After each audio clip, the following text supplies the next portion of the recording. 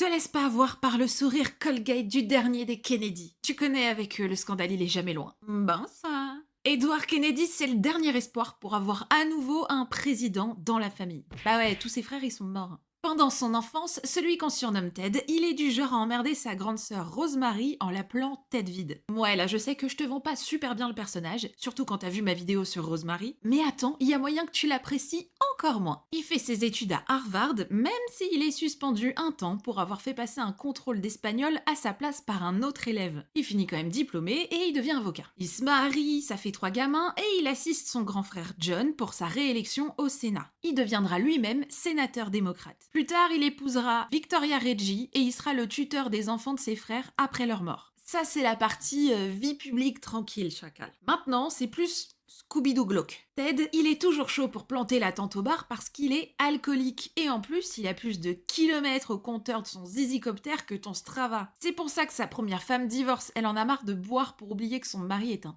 pistacheur. En 1964, ses proches ont un coup de chaud quand il est dans un crash de jet privé. Il aurait dû rentrer dans le club des Kennedy, pas de bol en avion, mais non, quand son pote le traîne hors des décombres, Ted est toujours vivant, avec le dos et les côtes cassées. Le gros dossier sur Ted, il porte un nom assez rigolo pour des faits qui le sont pas du tout.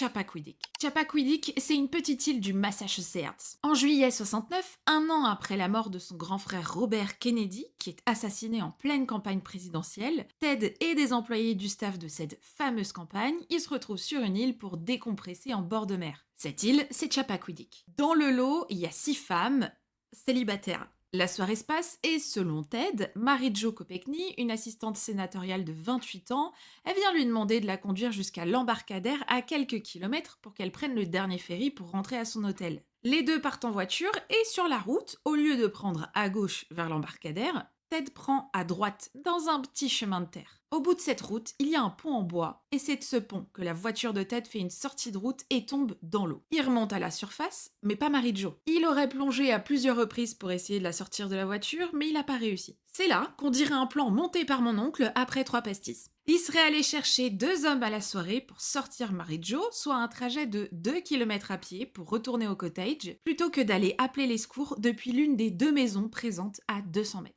L'une d'elles avait même de la lumière. Aucun des 3 hommes n'aurait réussi à la sauver et il aurait fait jurer à ses petits potes de pas en parler aux 5 autres femmes et surtout de pas appeler les secours. Et là, il fait quoi? Il dit à ses potes de l'emmener à l'embarcadère pour qu'il nage jusqu'à son hôtel. Est-ce qu'à l'hôtel, il demande de l'aide?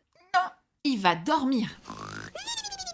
Le lendemain matin, soit 10 heures plus tard, après avoir essayé d'appeler son avocat et des amis de la famille une vingtaine de fois, il apprend que le corps a été retrouvé et que sa voiture a été identifiée. C'est que à ce moment-là qu'il va voir les flics. Une enquête a lieu, la presse s'en mêle, scandale national, mais heureusement pour lui, Apollo 11 se pose sur la Lune et ça se calme un temps. Au procès, Ted est condamné à 2 mois de prison avec sursis. C'est un Kennedy, le gars. Le juge prétexte que, quelle que soit la peine prononcée, l'accusé sera puni bien au-delà que la sentence du tribunal. Oh là là, Houston, il y a le grippin qui a pris le contrôle. Le plongeur qui a sorti le corps de Mary-Jo a dit qu'elle n'est pas morte sur le coup et que, vu la position de son corps, elle a survécu plusieurs heures grâce à une petite poche d'air dans la voiture qui n'était pas complètement immergée. Le capitaine des pompiers qui a découvert son corps a dit qu'elle avait du sang dans la bouche et dans le nez et qu'elle est morte par suffocation, donc pas par noyade, et que si Ted avait appelé les secours directs, on aurait pu la sauver. Mais l'enquête conclura quand même à une noyade. Les Kennedy ont versé 150 000 $ au Kopechne. Est-ce que ça explique que la famille de Mary-Jo ait refusé une autopsie? Who knows? Pour améliorer son image, Ted se pointera à l'enterrement avec une Minerve et il passera à la télé pour dire qu'il était pas bourré quand c'est arrivé, qu'il était en état de choc et que promis, il a pas couché avec elle. Après ça, être président, bah c'est mort, hein, mais il est tout de même sénateur pendant 46 ans. Il bosse notamment pour des réformes scolaires pendant l'administration Bush et pour la réforme de santé d'Obama avant de mourir d'une tumeur au cerveau en 2009. Pendant le reste de sa carrière, ses opposants pro-armes à feu diront « La voiture de Ted Kennedy a tué plus de gens que mon pistolet ». Ça, c'est mes sources principales pour cette vidéo et c'était la dernière sur la saga des Kennedy. J'espère que ça t'a plu et dis-moi en commentaire sur qui tu veux que je travaille ensuite.